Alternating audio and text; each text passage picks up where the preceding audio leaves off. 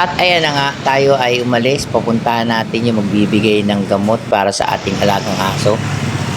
Dahil nagkaroon ng sakit ang ating aso na hindi ko naman alam kung ano.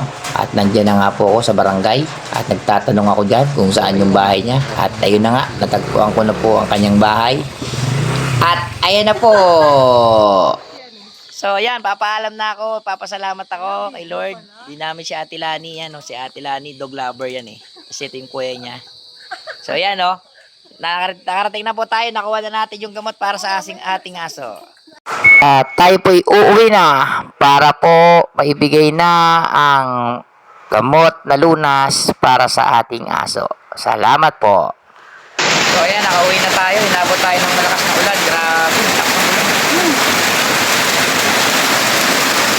So ayun na nga, maraming salamat po sa ating isang follower, kaibigan, na nagbigay po ng gamot para po sa ating lupi, yung lupi ko, lupi ko, medyo may sakit pong lupi ko ng gamutin. Thank you po.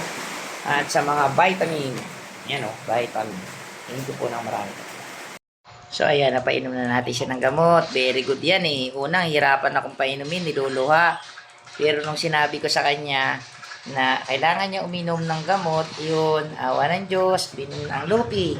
Gagaling ang lupi yan, gagaling yan. Papagaling yan ni Lord Jesus, Papagalingin niya. Ayan, nakatulog na siya.